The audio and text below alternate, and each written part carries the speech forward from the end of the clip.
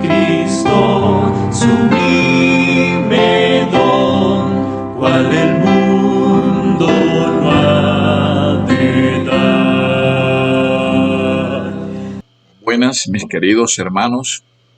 Hoy vamos a continuar con el estudio de si estamos bajo la ley o estamos bajo la gracia. Ya vimos la primera parte, ya vimos la segunda parte. Ahora vamos a entrar a la tercera parte de este interesante tema. No debemos perder de vista en ningún momento que estamos tratando sobre los 4 pasos del plan de la salvación. Porque en el manejo de estos 4 pasos del plan de la salvación se ve la gracia. Usted no puede dar estos pasos sin la gracia.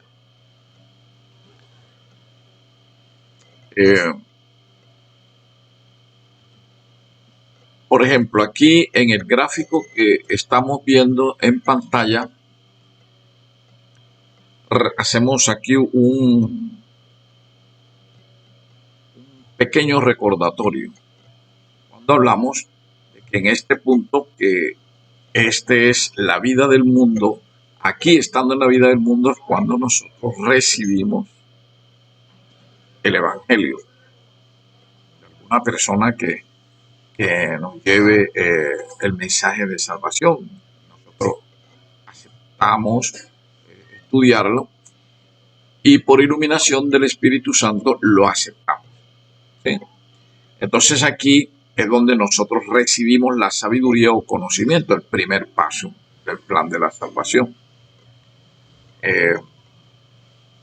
No se olvide bajo ningún aspecto que los 4 pasos del plan de la salvación se encuentran establecidos en Primera de Corintios 1:30.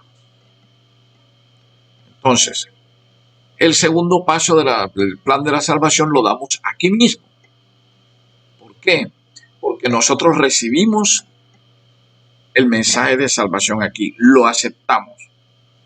Vamos a nuestra casa, nos arrodillamos y le decimos a Cristo que lo aceptamos como nuestro Salvador personal y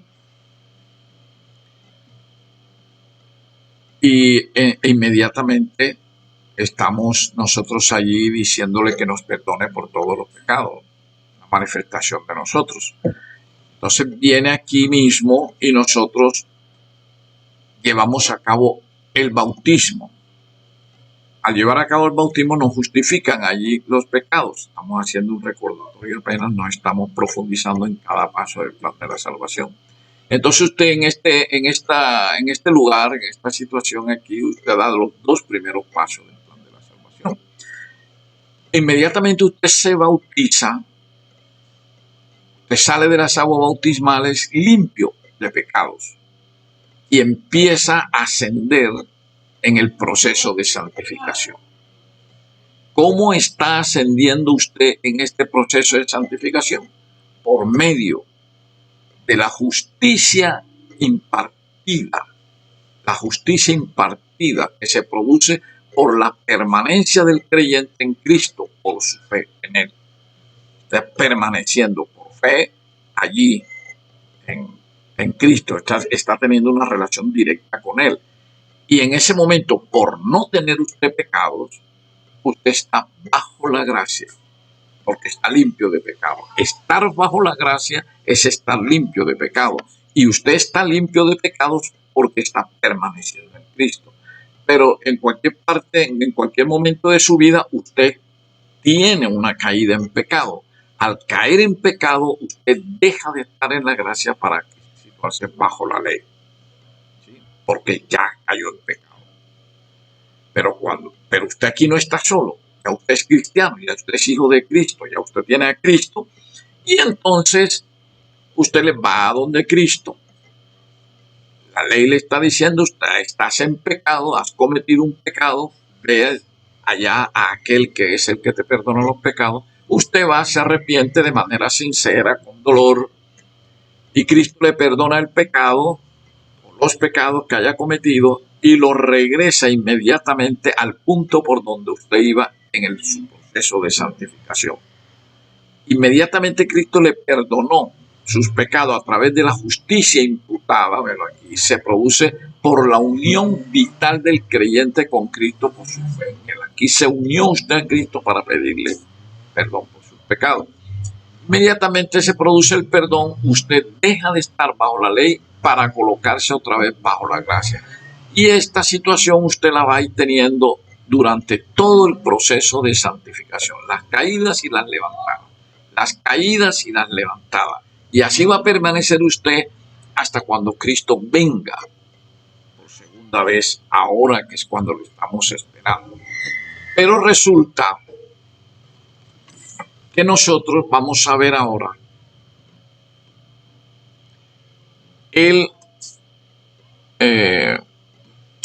dentro de toda esta mecánica que nosotros estamos teniendo,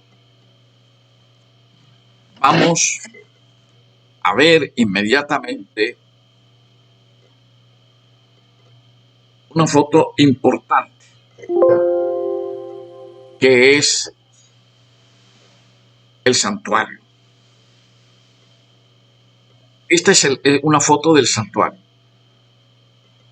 En este gráfico, que es un gráfico general,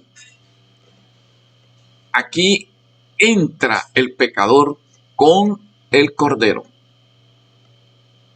Llega aquí a este punto y aquí, como ya lo habíamos explicado, le coloca sus manos sobre la cabeza del animalito y le deposita sus pecados.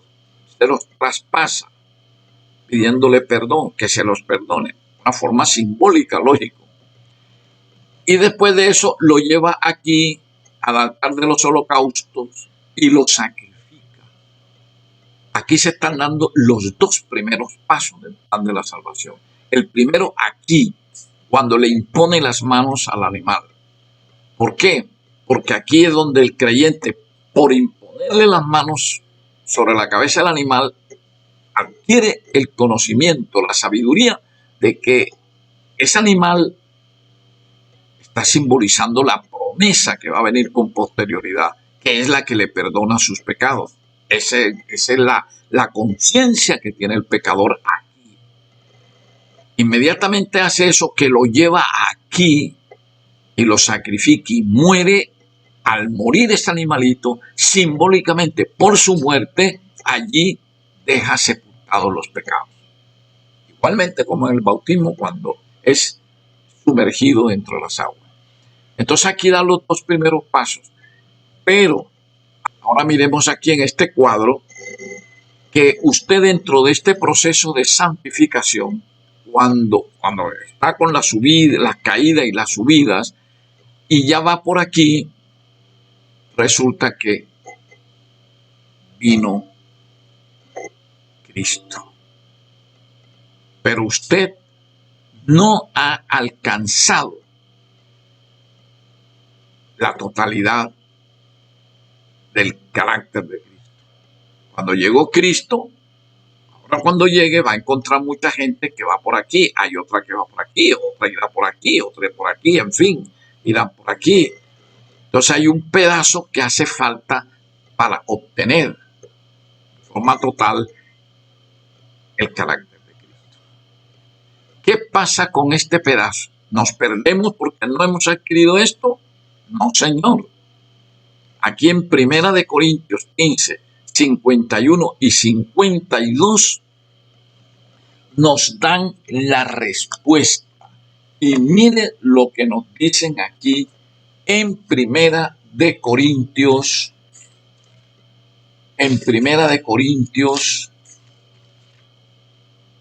15, 51. Dice claramente lo siguiente.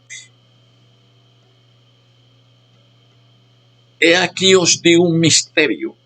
No todos dormiremos, pero todos seremos transformados en un momento, en un abrir y cerrar de ojos, a la final trompeta, porque se tocará la trompeta y los muertos serán resucitados incorruptibles y nosotros seremos transformados. Entonces, cuando nosotros vayamos por aquí, en el momento en que venga nuestro Redentor, este pedazo que nos hace falta para llegar al carácter de Él nos lo regala en la transformación. Inmediatamente seamos transformados. ¿Sí? ¿Por qué? Hombre, porque allí mismo, en Primera de Corintios 15,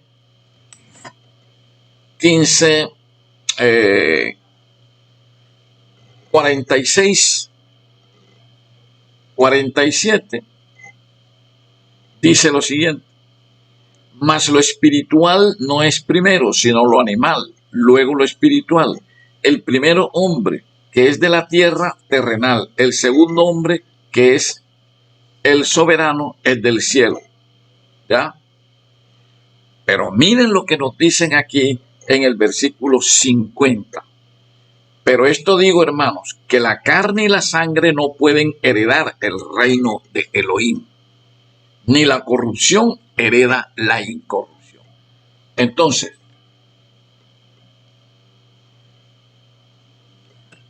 al llegar nosotros aquí, nosotros todavía llevamos pecados, ¿verdad? Estamos llevando, perdón, cuando vamos por aquí nosotros vamos en el proceso de santificación y nos están encontrando con esta caída y esta levantada, pero estamos con la mente y la mirada fija en Cristo. Al llegar aquí, entonces Cristo nos transforma para que esta carne y esta sangre abatida por el pecado no entre acá al reino de los cielos, sino que al ser transformados, como dice la palabra, dice que vamos a ser como los ángeles. ¿Ya? Y en este proceso aquí de la redención, nosotros no vamos a tener problemas. Aquí vamos a dar el cuarto paso de la redención. ¿Ya? Entonces, ahora, ¿qué vamos nosotros a observar ahora aquí? Vamos a observar lo siguiente. Ya usted aquí dio los dos primeros pasos del plan de la salvación. Aquí dio el primer paso, que es el conocimiento, sabiduría, y aquí la justificación. Pero vea lo siguiente. Mire lo siguiente, lo que se dice aquí en este pasaje bíblico en Éxodo, capítulo 30, los siguientes pasajes. Del 17 al 21, que dice lo siguiente: habló más el Eterno a Moisés diciendo: harás también una fuente de bronce con su base de bronce para lavar, y la colocarás entre el tabernáculo, que es entre el tabernáculo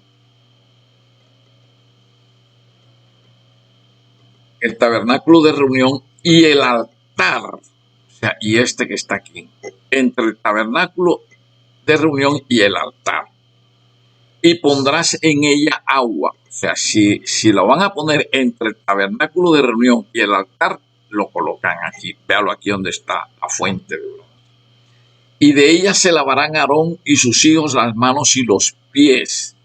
Cuando entren en el tabernáculo de reunión, se lavarán con agua para que no mueran. Ahora vamos a ver por qué dice para que no mueran. Y cuando se acerquen al altar para ministrar, para quemar la ofrenda encendida para el Eterno, se lavarán las manos y los pies para que no mueran. Otra vez lo dice. y lo tendrán por estatuto perpetuo él y su descendencia por sus generaciones. Bien, entonces, el sacerdote, una vez que tomaba la sangre aquí, él tenía que entrar acá. Este lugar que está aquí se llamaba el lugar santo, que es el mismo que vemos aquí. ¿Ya? Este lugar. Entonces, ¿qué iba a hacer el sacerdote con esa sangre? El sacerdote con esa sangre entraba aquí al lugar santo y asperjaba 7 veces esa sangre aquí sobre el velo. Este velo dividía el lugar santo del lugar santísimo. Pero antes de que el sacerdote entrara al lugar santo, o sea, antes de que entrara al tabernáculo, él tenía que aquí lavarse las manos y los pies. Porque si no se lavaba las manos y los pies y entraba aquí, moría. Ahora vamos a ver por qué podía suceder eso, ¿verdad? Vámonos a el Evangelio de Juan en el capítulo 13. Vámonos en el Evangelio de Juan en el capítulo 13. Y vamos a leer del 1 al 10, que dice lo siguiente. Antes de la fiesta de la Pascua, sabiendo Yeshua que su hora había llegado para que pasase de este mundo al Padre, como había amado a los suyos que estaban en el mundo, los amó hasta el fin. Y cuando cenaban, como el diablo ya había puesto en el corazón de Judas Iscariote, hijo de Simón, que le entregase, sabiendo Yeshua que el Padre le había dado todas las cosas en las manos y que había salido de Elohim y a Elohim iba, se levantó de la cena y se quitó su manto y tomando una toalla se la ciñó. Luego puso agua en un lebrillo y comenzó a lavar los pies de los discípulos. A lavar los pies. Oiga bien, aquí está, vea. El sacerdote se lavaba las manos y los pies. El mismo acto está haciendo ahora Yeshua en la Santa Cena. Y dice, comenzó a lavar los pies de sus discípulos y a enjugarlos con la toalla con que estaba ceñido. Entonces vino a Simón Pedro. Ojo con este relato ahora aquí con Pedro, este suceso de Pedro. Entonces vino a Simón Pedro y Pedro le dijo, soberano, ¿tú me lavas los pies? Respondió Yeshua y le dijo, lo que yo hago tú no lo comprendes ahora, mas lo entenderás después. Pedro le dijo, no me lavarás los pies jamás. Yeshua le respondió, si no te lavare, no tendrás parte conmigo. Le dijo Simón Pedro, soberano, no solo mis pies, sino también las manos y la cabeza. Miren lo que le contesta Yeshua. El que está lavado no necesita sino lavarse los pies, pues está todo limpio. Y vosotros limpios estáis, aunque no todos. Observen ese detalle. Él toma la toalla en la Santa Cena, coge una poncherita y echa agua, se agacha y va a lavarle los pies a sus discípulos. Cuando llega donde Pedro, le dice Pedro, yo no voy a aceptar que tú me laves los pies. ¿Ya? O sea, Pedro lo hizo en un acto de humildad. No podía aceptar que su maestro se humillara lavándole los pies a él. Pero era que Pedro no entendía la situación. ¿Por qué Cristo estaba haciendo eso? Y Cristo le dice, si tú no te dejas lavar los pies de mí, no tendrás parte conmigo. O sea, no tendrás parte en la salvación. No te vas a salvar. ¿Qué dice la Biblia aquí? Que si el sumo sacerdote no se lavaba las manos y los pies y entraba así, moría. Cristo le está diciendo lo mismo, pero en otras palabras a Pedro. Si no te dejan lavar los pies, no tendrás parte conmigo. Y no tener parte con Cristo es morir, porque es perderse. ¿Ya? Entonces, Cristo le dice, el que está lavado. Vea, aquí cuando el pecador sacrificaba el cordero, quedaba lavado.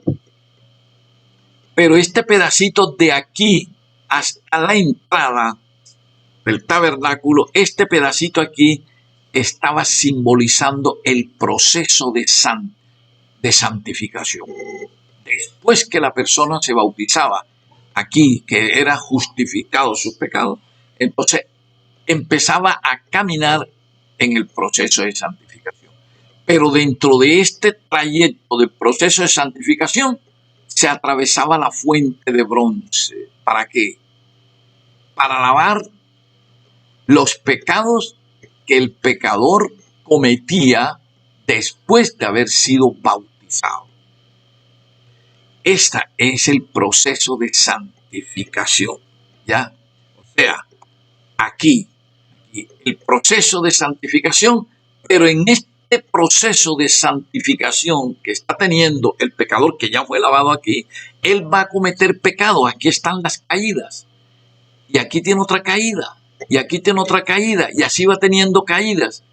Entonces, esas caídas son los pecados. Estos son los pecados cometidos después del bautismo. ¿Sí? Él está lavado aquí, él está lavado, pero después que sale lavado, limpio, él va a caer en pecado, él va a seguir cayendo en pecado. Entonces, estos son los pecados que va a ser lavado en el proceso de santificación, en la fuente de bronce.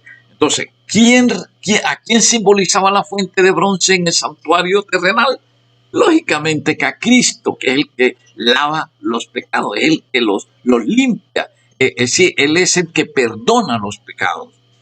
Entonces, este trayecto de aquí, del altar de los holocaustos al tabernáculo, aquí este es el proceso de santificación. Usted aquí va a seguir teniendo caídas en este proceso, pero esas caídas van a ser levantadas por el lavamiento aquí. Por eso le dice Cristo a Pedro, no, el que está lavado, o sea, el que está aquí ya bautizado, está limpio todo. Pero a pesar de que está limpio, él va posteriormente a cometer unos pecados. Y esos pecados que están aquí son los que van a ser lavados aquí. De manera que si usted va, después del bautismo, va a querer usted así de rompe entrar a la salvación, no va a poder, porque lleva los pecados cometidos después del bautismo. Así tal cual como el sumo sacerdote, que para poder entrar aquí tenía que lavarse, y si no lo hacía, moría. Entonces usted, si aquí en el proceso de santificación no va donde Cristo a que le perdone los pecados que ha estado cometiendo después del bautismo, usted continúa con esos pecados encima y no va a poder tener la salvación, va a morir, porque va a permanecer allí con esos pecados encima. Quiere decir de que va a permanecer bajo la ley, ¿sí? Y si usted está bajo la ley, mientras usted esté bajo la ley, está bajo la condenación de la ley, está bajo la condenación eterna. Entonces, esa era la labor de la fuente de bronce, ¿sí? Esa era la labor. Entonces, aquí nosotros volvemos a este gráfico y lo vemos aquí. Cuando usted, en este proceso de santificación, usted peca, entonces usted va a la fuente de bronce a que le lave las manos y los pies. ¿Ya? Entonces aquí, ¿quién es esa fuente? Cristo. Cristo aquí le perdona y entonces le imparte, le da su justicia imputada, que es el perdón, y usted se va inmediatamente aquí, al lugar santo, a continuar continuar con su proceso de santificación. Ya puede entrar al lugar santo a continuar el camino de la salvación. Entonces usted sigue otra vez y vuelve y cae en pecado y tiene que ir otra vez a la fuente de bronce a que le perdone esos pecados. La fuente de bronce era la que simbolizaba a Cristo para que le perdone los pecados. Y ahí va usted caminando por ese camino de la salvación, luchando contra el pecado, porque usted cada día, como es sincero con Cristo, cada día usted busca para superarse, ¿sí? Para superarse espiritualmente, pero usted cae en pecado, pero ya no está solo, ya tiene a Cristo. El Cristo es el que lo ayuda a permanecer en el camino de la salvación, en ese proceso de santificación, ¿verdad? Bueno, esto es lo que nosotros establecemos aquí como los pasos del plan de la salvación. Entonces, ahora vamos a ver dónde estaba representado el cuarto paso del plan de la salvación en el santuario terrenal. O sea, la redención. Este pedacito de aquí, que es cuando ya Cristo lo va a redimir. Donde nos va a redimir aquí, ¿verdad? Entonces nosotros aquí vamos a ver dónde está ese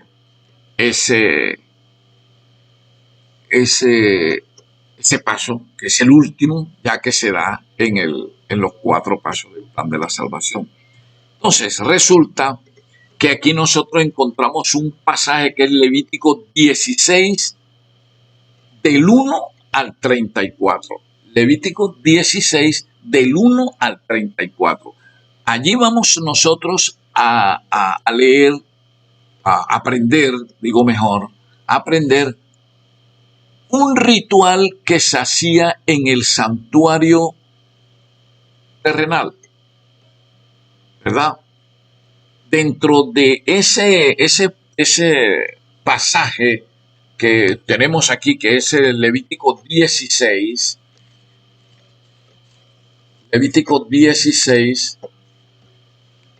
vamos a leer el versículo 2.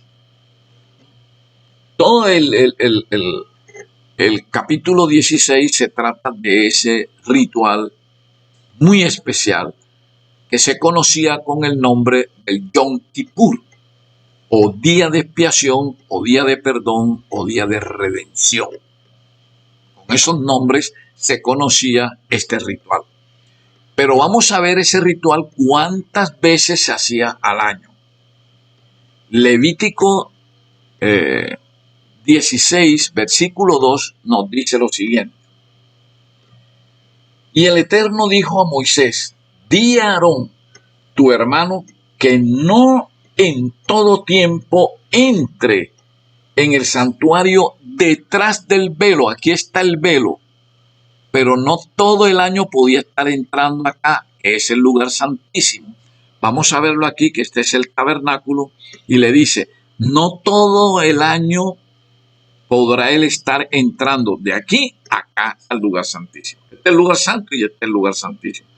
Pero el sumo sacerdote no podía, cada vez que él quisiera, entrar del lugar santo acá al lugar santísimo. Es lo que le está diciendo eso. Dice, delante del propiciatorio, aquí está el propiciatorio, que era la tapa del arca de la alianza, que está sobre el arca, para que no muera. Si él entraba otro día no autorizado, aquí moría. Porque yo apareceré en la nube sobre el propiciatorio. Aquí está. Aquí se observa en este gráfico la Shekinah. Acá en el santuario todo. Aquí vemos el velo. Este es el lugar santo, este es el lugar santísimo. Aquí, entre los dos querubines del arca de la alianza, aquí se ve la luz que era la Shekinah, o la luz que indicaba la presencia literal del Eterno.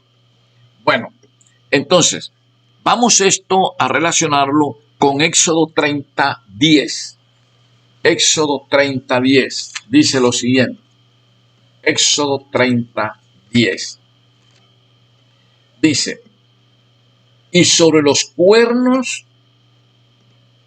vamos a leer desde el 9, dice, no ofreceréis sobre él, o sea, sobre el altar que era el altar del incienso, dice, no ofreceréis sobre él incienso extraño, ni holocausto, ni ofrenda, ni tampoco derramaréis sobre él libación. Aquí no se hacían sacrificios, aquí lo que se echaba era incienso.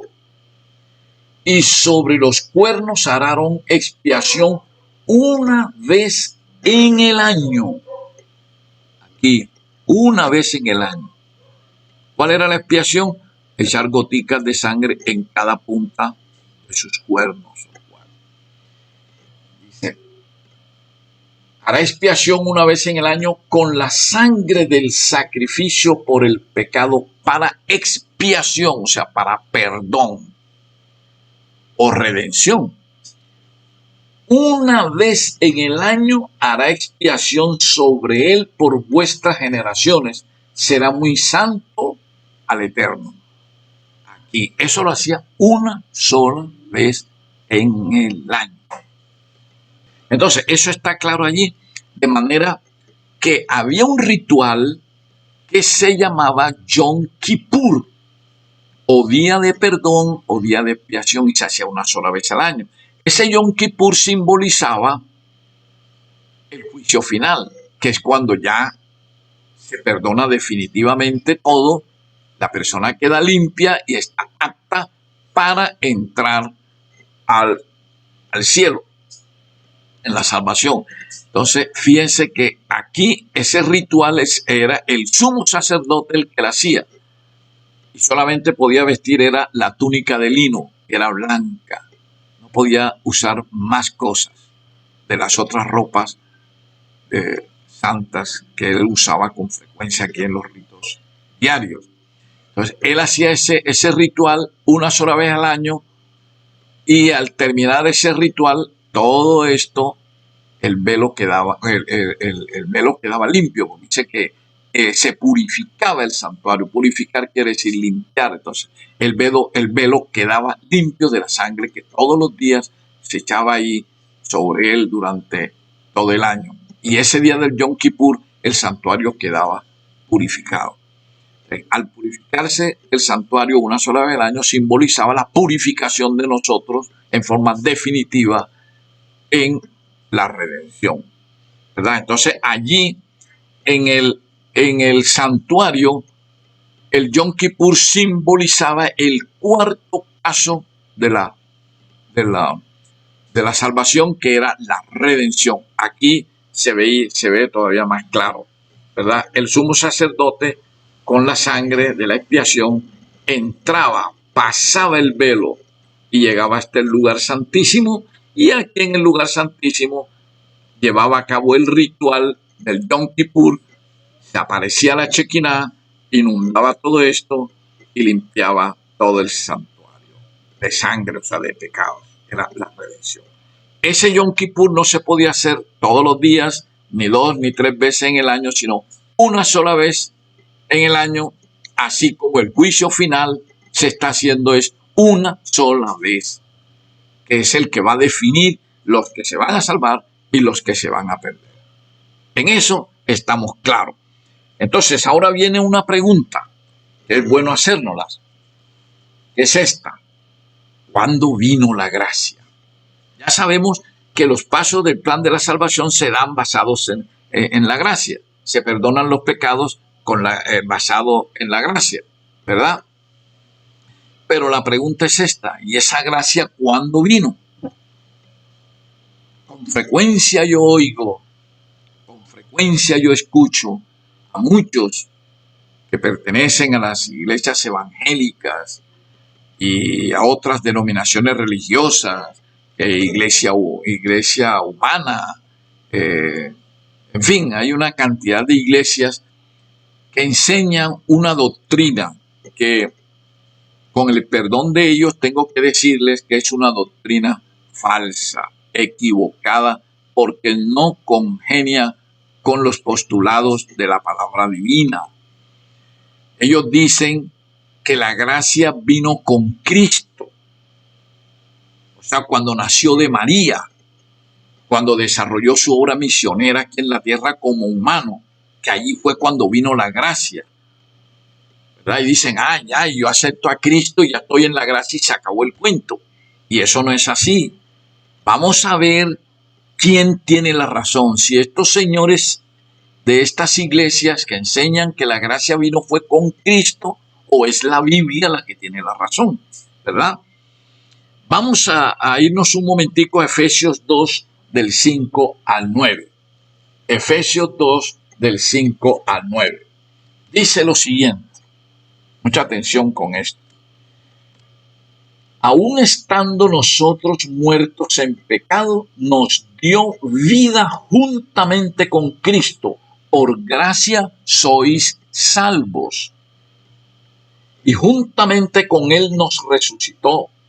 Y asimismo nos hizo sentar en los lugares celestiales con Cristo Yeshua, para mostrar en los siglos venideros las abundantes riquezas de su gracia en su bondad, para que nosotros en Cristo Yeshua, porque por gracia sois salvos por medio de la fe.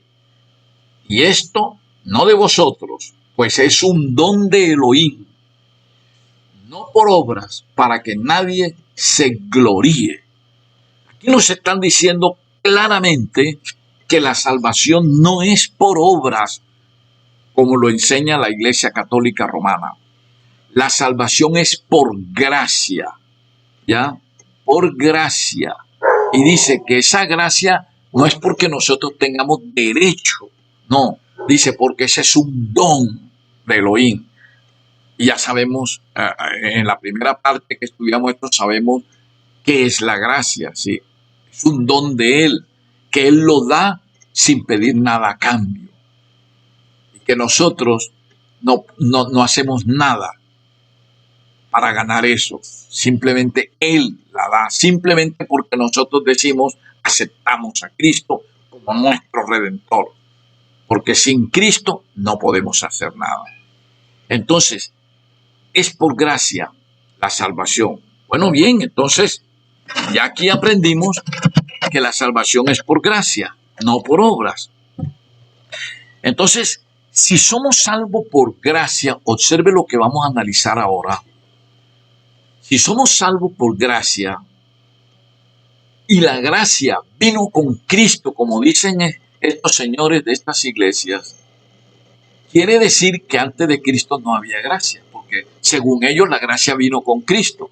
Entonces, ¿qué pasa con toda esa gente sincera con Elohim que vivieron antes de Cristo?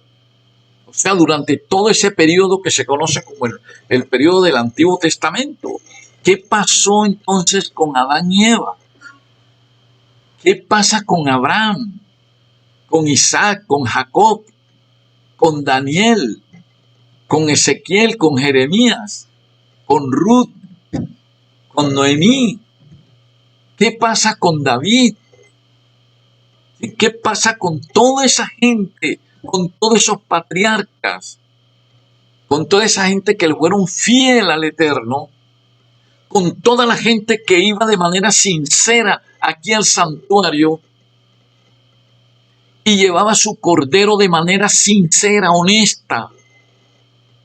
Le imponía las manos, creyendo que ese cordero que estaba allí, que simbolizaba la promesa, le estaba perdonando, aunque fuera simbólicamente, los pecados de él. Luego lo sacrificaba aquí. Y aquí le eran justificados los pecados, pero esos pecados le eran justificados simbólicamente. Entonces, ¿qué pasa con esos pecadores que de manera sincera iban aquí al altar de los holocaustos a llevar su cordero y lo sacrificaban? Entonces, toda esa gente se perdieron porque no había la gracia, porque la gracia no estaba ahí. Realmente les voy a decir que es un absurdo decir eso. ¿Por qué yo digo que es un absurdo? Porque me da esa autoridad para hablar la palabra divina. Vamos a ver qué dice la Biblia sobre este asunto que muchos no han querido entender, a pesar de que está supremamente claro en la Biblia. Vamos a ver qué nos dice el Espíritu Santo a través del apóstol Pedro sobre este asunto. Vámonos a Primera de Pedro. Vámonos a Primera de Pedro.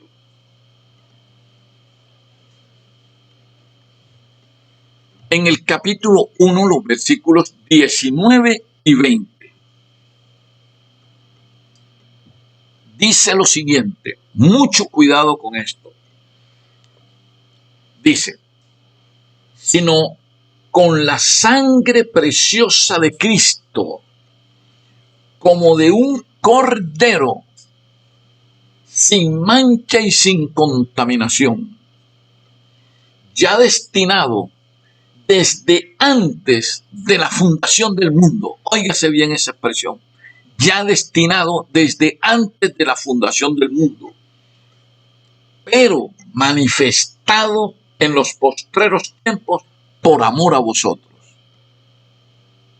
Óigase bien lo que el Espíritu Santo nos está diciendo aquí a través de la boca de Pedro. Dice, aquí está utilizando Pedro una palabra clave y es la palabra cordero. ¿Verdad? ¿Y qué función tenía el cordero? ¿A quién simbolizaba el cordero? Vámonos al Evangelio de Juan. Vámonos al Evangelio de Juan, capítulo 1, versículo 29, que dice lo siguiente. El siguiente día vio Juan a Yeshua, que venía a él y dijo, he aquí el Cordero de Elohim, el Cordero, oiga bien, se está diciendo que Cristo es el Cordero de Elohim, ¿que qué? Dice, que quita el pecado del mundo. Entonces, si Cristo era el Cordero antes de la fundación del mundo, y Él quita los pecados, y los quita por medio de ¿qué? De la gracia. Entonces la gracia estaba vigente, existía desde antes de la fundación del mundo. Pero que esa gracia fue manifestada por primera vez en la tierra, en el paraíso, cuando Adán y Eva pecaron. ¿Por qué fue manifestada ahí? Porque Elohim le mostró a Adán y Eva el camino de la salvación y le dijo, están en pecado, pero yo le tengo una fórmula para poder salir de esa situación de muerte que tienen que ustedes mismos se han echado. Y le mostró la promesa. Le dijo, aquí está la promesa, que es la que le va a perdonar esos pecados que ustedes cometieron, y esa promesa se lo va a perdonar es por gracia. ¿Está claro eso? Bien, entonces, vamos a leer cuándo fue dónde está registrado en la Biblia que fue manifestada esa gracia a Adán y Eva. Génesis 3:15. Vamos a leerlo. Génesis 3:15, rapidito aquí. Miramos Génesis 3:15 que dice lo siguiente. Ya después que Adán y Eva pecaron, se presentó una escena en el paraíso, ¿verdad? Y entonces la escena la conformaban la serpiente, que era el demonio, Satanás, Adán y Eva. Y por el otro lado estaba Elohim. Entonces, dice la palabra divina, Génesis 3, lo empezamos a leer desde el 14 y el 15. Dice, y el Eterno dijo a la serpiente, que fue la causante de todo, por cuanto esto hiciste, maldita serás entre todas las bestias y entre todos los animales del campo. Sobre tu pecho andarás y polvo comerás todos los días de tu vida. Ya le dictó esa sentencia a la serpiente, o sea, a Satanás. Siguiendo con la serpiente, le dice a la serpiente, y pondré enemistad entre ti, serpiente, o sea, entre ti, Satanás, y la mujer, y entre tu simiente y la simiente suya. Esta simiente de la mujer te herirá en la cabeza, y tú, Satanás, le herirás en el calcañar. O sea, eso fue lo que el Eterno le dijo a la serpiente. Primero la sentencia, y después dice que iba a venir una serpiente de la mujer. Iba a venir una simiente de la mujer que iba a estar enfrentada con la simiente de Satanás. ¿Ya? Y eso iba a ser ya una guerra que se iba a sostener y se está sosteniendo todavía en la tierra. Entonces, ese enfrentamiento es el que estamos viendo actualmente. Entre la simiente, la descendencia de la mujer con la simiente o descendencia de Satanás. Algunos hablan aquí de que la mujer de que está tratando allí era Eva.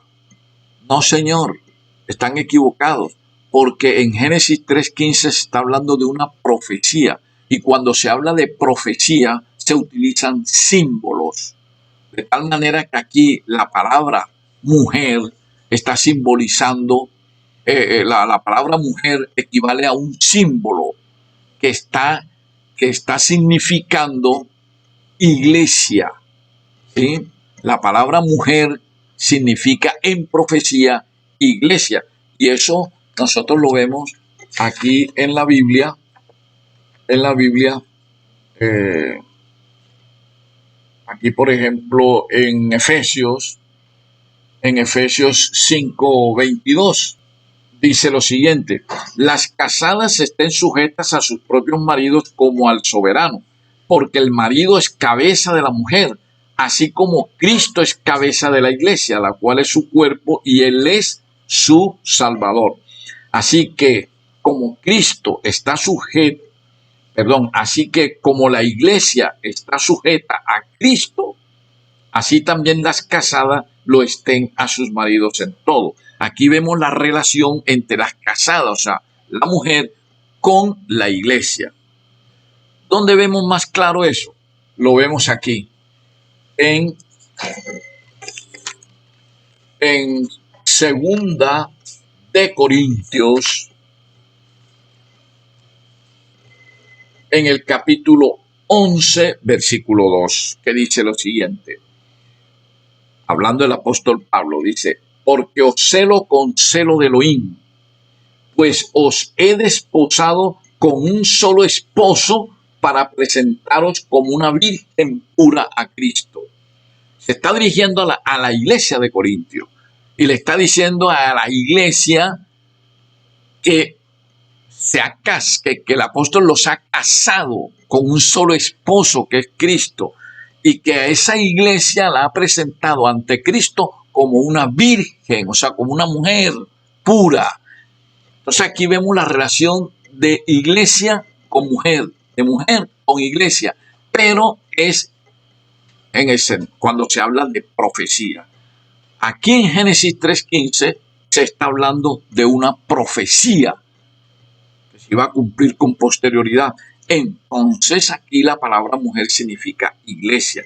Entonces, el Génesis 3:15 lo podemos leer de la siguiente manera, ya extractándole el mensaje. Y dice: y pondré, le está diciendo a Satanás, y pondré enemistad entre ti, Satanás, y la iglesia, o sea, la iglesia mía, la iglesia santa, que es la que tiene la enemistad con Satanás. Y entre tu simiente, Satanás, o sea, tu descendencia, dice, y la simiente suya, o sea, la simiente de la mujer, la simiente de mi iglesia, la iglesia santa. Dice, esta, o sea, la simiente de la mujer, la simiente de la iglesia santa, la simiente del pueblo santo te herirá en la cabeza. ¿Cuándo le va a herir en la cabeza? Lo vamos a ver ahora. Dice, pero tú le herirás en el calcañar, o sea, en el talón. Satanás va a herir la simiente de la iglesia en el talón, una herida en el talón. Pero a su vez, la simiente del pueblo santo, de la iglesia santa, va a producirle una herida a Satanás en la cabeza. Son dos heridas, pero dos heridas diferentes. La que le hace la simiente del pueblo santo a Satanás es definitiva porque es en la cabeza, como serpiente que lo están simbolizando. Mientras que la herida que la simiente de Satanás le va a hacer a la simiente del pueblo santo es en el calcañar, en el talón, que si bien es una herida, no es definitiva, que se puede curar, ¿verdad? Entonces aquí están hablando de una simiente. Aquí están hablando de una simiente. Vámonos a Génesis 22, 18. Génesis 22, 18. Hablando el Eterno con Abraham, le dice lo siguiente: en tu simiente serán benditas todas las naciones de la tierra, por cuanto obedeciste en mi voz. Aquí vuelve el Eterno a mencionar la palabra simiente con Abraham. En la simiente de Abraham. Vamos a ver cuál es esa simiente de Abraham. En tu simiente serán benditas, no un pueblo específico, no solamente un pueblo específico, sino que serán benditas todas las naciones de la tierra. Lo que quiere decir que la acción de la simiente está ofrecida es a la raza humana, a todo el mundo en la tierra. Pero vamos a ver ahora Génesis 26:4. Génesis 26:4. Dice lo siguiente: ya ahora hablando el Eterno, no con Abraham, sino con Isaac, el hijo de Abraham. Y le dice: multiplicaré tu descendencia como las estrellas del cielo, y daré a tu descendencia todas estas tierras, y todas las naciones de la tierra serán benditas en tu simiente. Otra vez le repite lo mismo que le repitió a su padre Abraham: en tu simiente serán benditas todas las naciones de la tierra. ¿Verdad? Ahora nos vamos a Génesis 28:14.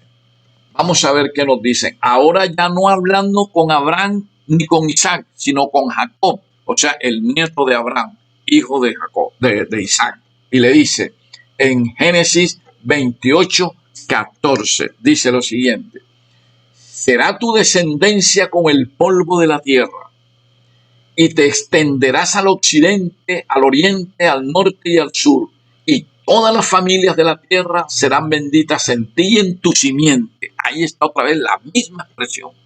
Entonces, esto que se lo dicen a Isaac y a Jacob, se lo dijeron a Abraham, y ya se lo habían dicho a Adán y Eva. Entonces ahora están hablando de una simiente. Vamos a ver quién es esa simiente. Vámonos a Gálatas 3:16. Gálatas 3:16. ¿Sí?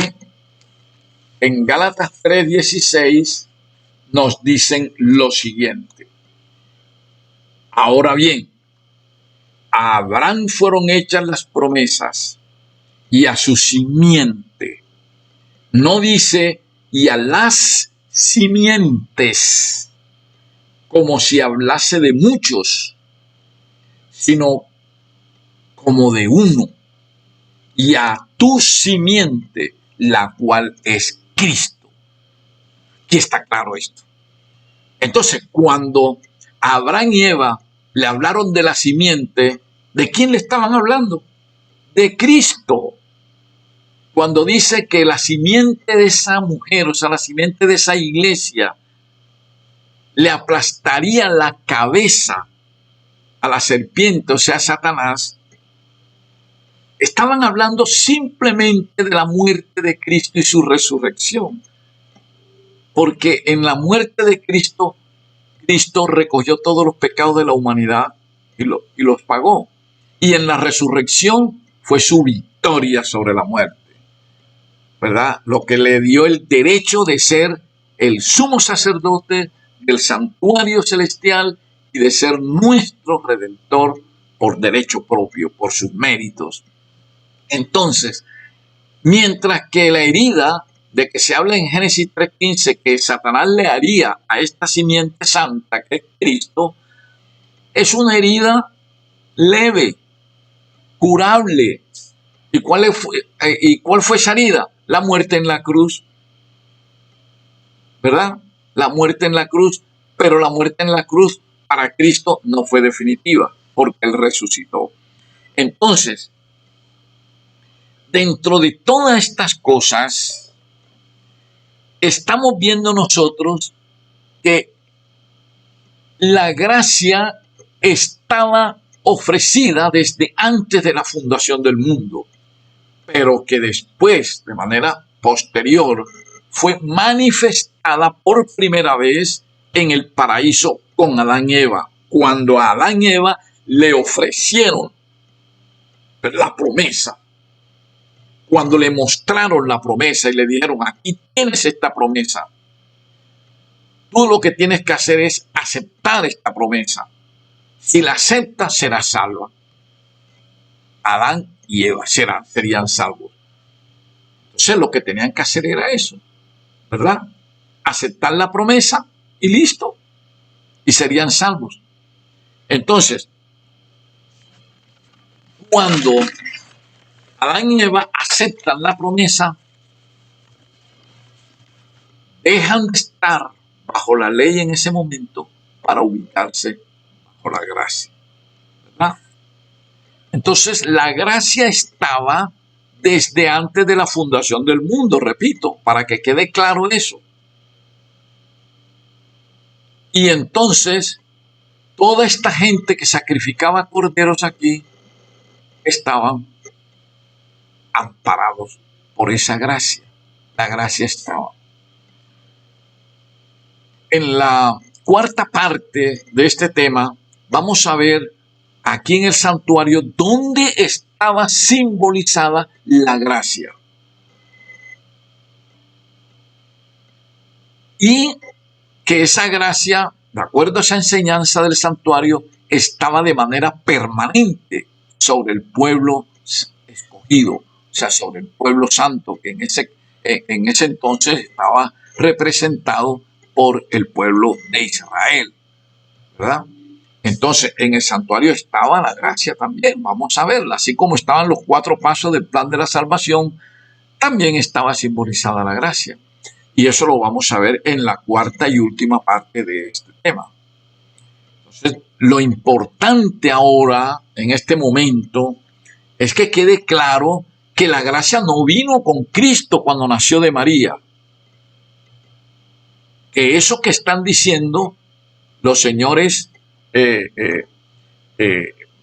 evangélicos, los señores testigos de Jehová, los señores de esas otras denominaciones religiosas, cuando dicen que la gracia vino con Cristo, están mintiendo. Están enseñando una doctrina falsa, una doctrina diabólica. Porque la gracia no vino con Cristo cuando Él se hizo humano aquí. La gracia ya estaba desde antes de la fundación del mundo, como lo dijo el Espíritu Santo a través de la boca del apóstol Pedro.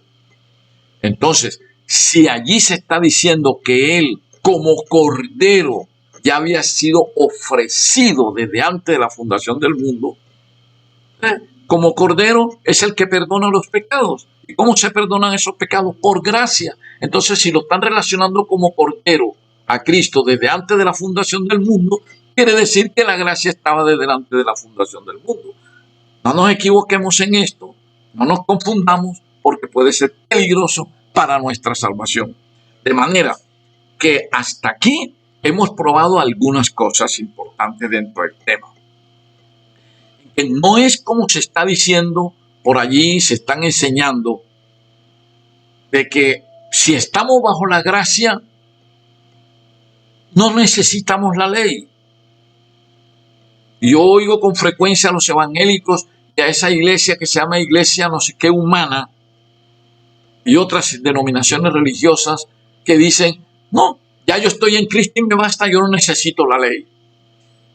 Cristo es listo, Cristo es todo para mí, y si estoy en Cristo, estoy en la gracia y no necesito la ley. ¿Ya?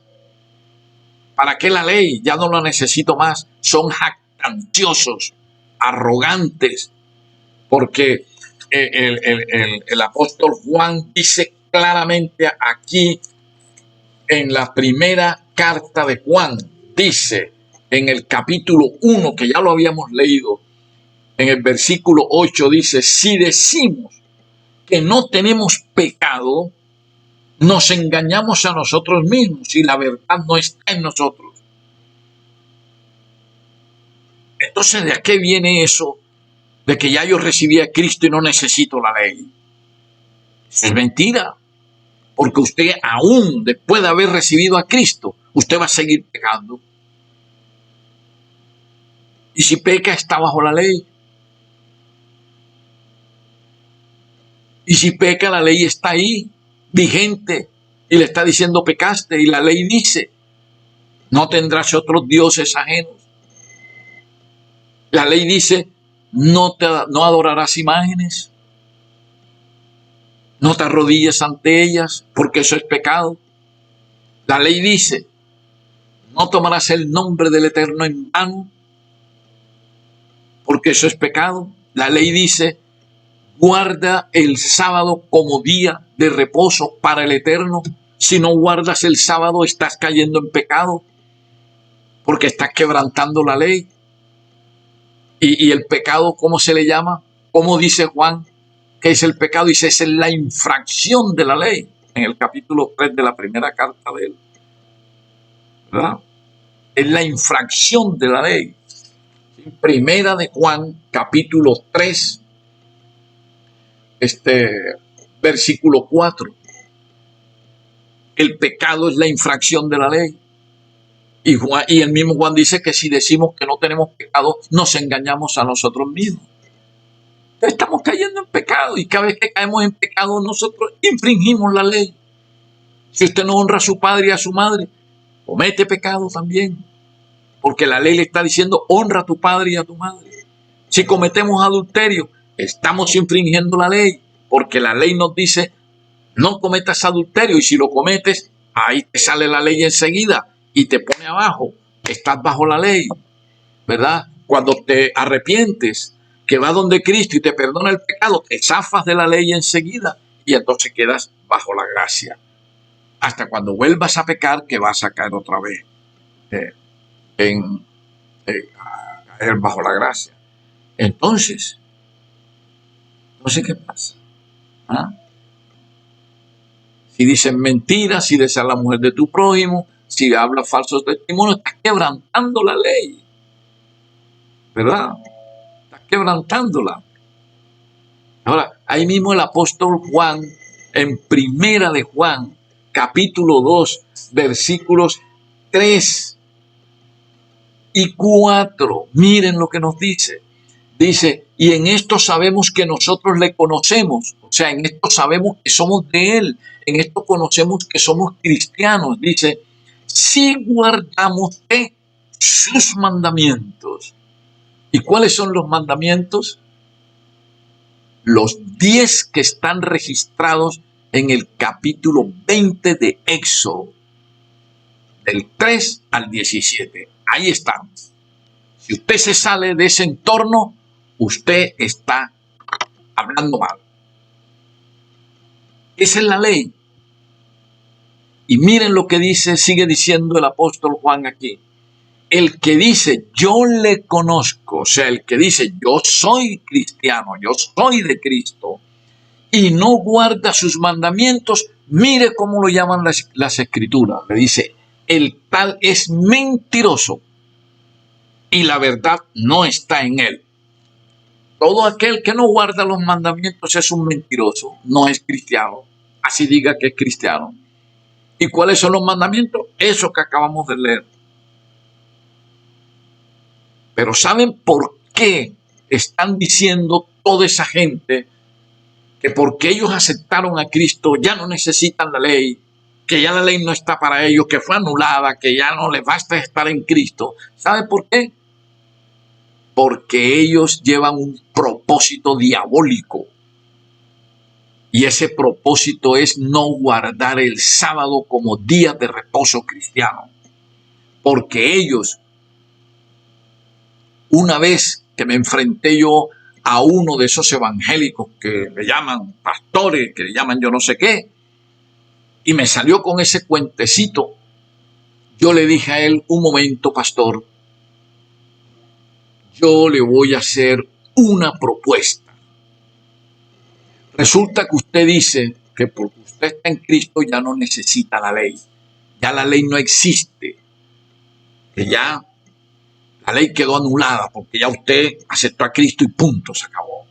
Bueno, bien. Entonces vamos a hacer una cosa. Ya usted no peca. Porque usted está en Cristo y usted dice: ya yo no peco porque yo estoy en Cristo. Y yo lo acepté y se acabó todo. Ya la ley para mí no existe.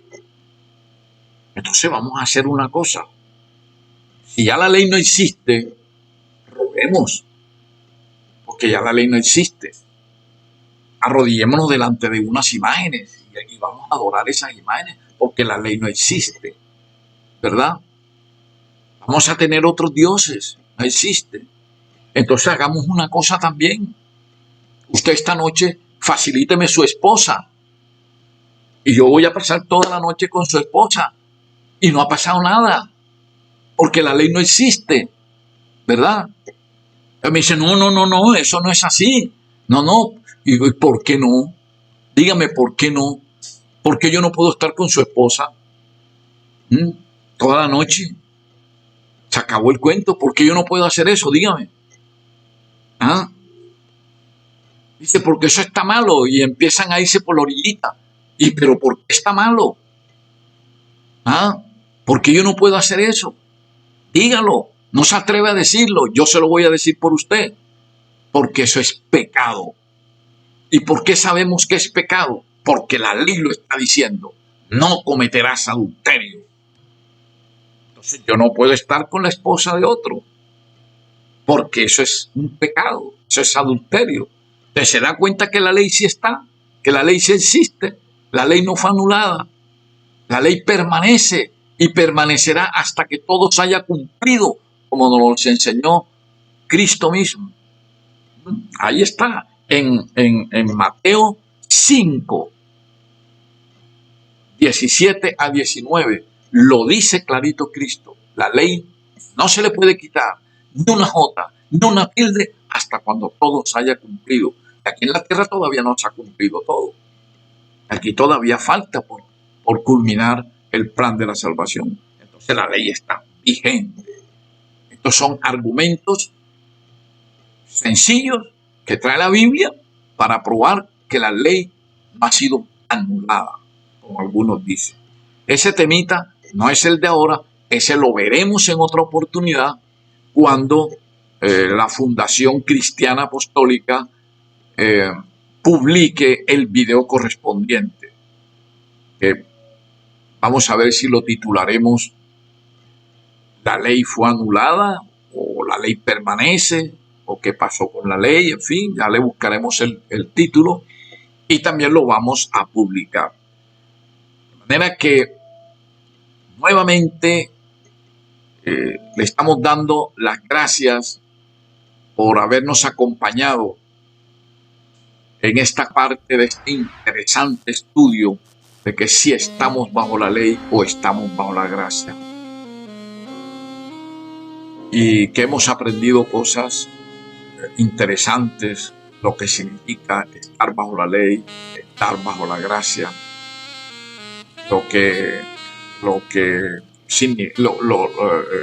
cuáles son los 4 pasos del plan de la salvación y cómo lo estamos dando nosotros en la tierra, ¿verdad? Y que esos 4 pasos de la salvación están basados en la gracia. Y estos estudios nosotros lo hacemos de una manera así sencilla. No hay que rebuscar tanto para que las personas comprendan de manera rápida estos temas, estas doctrinas que son fundamentales para la salvación y estamos abiertos al diálogo, estamos abiertos a sugerencias, y todo dentro del respeto, no dentro de discusiones, no dentro de palabreríos, no con ofensas, sino con respeto, porque aquí lo que queremos son argumentos bíblicos, no con griterías como hacen los evangélicos, se paran en una tarima y forman el escándalo del siglo, cuando empiezan a caerse sobre el suelo y a brincar y todo, dicen que están llenos del Espíritu Santo. Yo todavía no he visto en la Biblia ninguna acción del Espíritu Santo de esa manera. La acción del Espíritu Santo es diferente, que la veremos en otra oportunidad. Entonces, nos despedimos en esta ocasión, pero de manera provisional, hasta cuando le presentemos la cuarta y última parte de este interesante tema. Muchísimas gracias y que el Eterno los siga bendiciendo y que mantengan siempre la iluminación del Espíritu Santo. Hagamos una oración corta para darle las gracias al Eterno por habernos iluminado con el Espíritu Santo para que entendiéramos esto. Padre Santo que estás en los cielos, santificado. Bendito sea tu nombre por siempre y que sea alabado eternamente. Perdónanos por los pecados que hemos cometido últimamente. Y ahora te damos las gracias por habernos iluminado con tu Espíritu Santo para que hayamos podido comprender de manera correcta, legítima, estos mensajes de salvación que tú nos has dejado en tu santa palabra escrita. En el nombre de Yeshua. Amén. Muchas bendiciones.